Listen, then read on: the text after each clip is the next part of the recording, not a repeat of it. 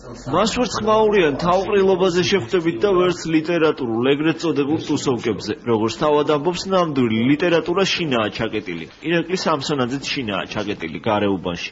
ლიტერატურული პრემია საბას გამარჯვებულმა ახალ რომანზე მუშაობა დაასრულა.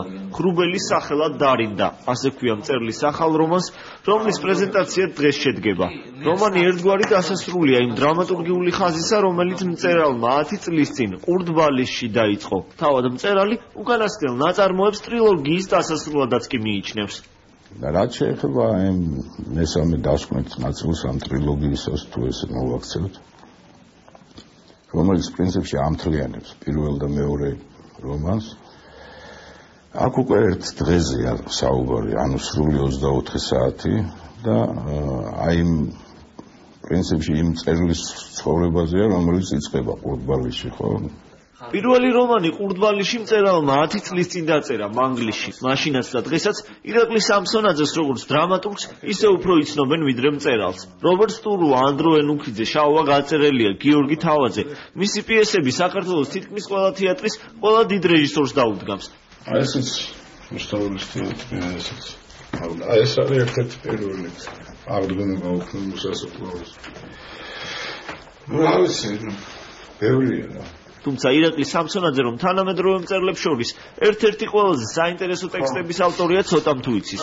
მისი რომანი ყურდბალისში ალბათ ერთ-ერთი საუკეთესო თანამედროვე ქართული ტექსტია, რაც ბოლო პერიოდში დაწერილა. მე მგონი უკვე მოვიპოვე იმის უფლება ამ სამი წიგნით, რომ პროზაიკოსიც მერხვას არა, ალბათ, რა ვიცი. ყოველ შემთხვევაში უფლება იმისი, რომ პროზაიკოსი მერხვას უკვე. იმიტომ რომ ახლა ესე მიცნობენ და ძალიან ეს ცრუ შეხედულება. კითხოს ალბათ შეიძლება არ ახსოვს იმდენად მისი რომანები, ვიდრე მისი პიესები, ხო, ეს თუ მიდათ იყოს დაბოლილი მთვარე, ვანილის მოტკბოსებდიანი სურნელი ყოფილების სარეცელი და ასე შემდეგ. ამიტომ გადავწყვიტეთ, რომ უფრო აქცენტი გაგვეკეთებინა მის რომანებზე და ლიტერატურულ ნაწილზე ამ კუთხით, იმიტომ რომ ვფიქრობ საინტერესო იქნებოდა.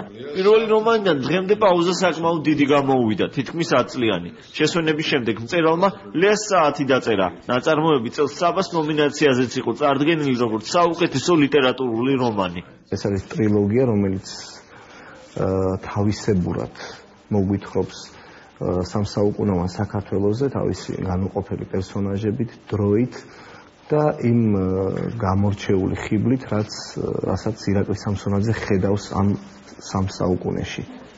ხრუბელი სახელად დარინდა ზღაპრისა და მითის ერთგვარ სტილიზაციათაც კი შეიძლება ჩავთვალოთ. წიგნი 12 ერთმანეთის მსგავს ბიჭის განსხვავებულ ისტორიას მოგვითხრობს.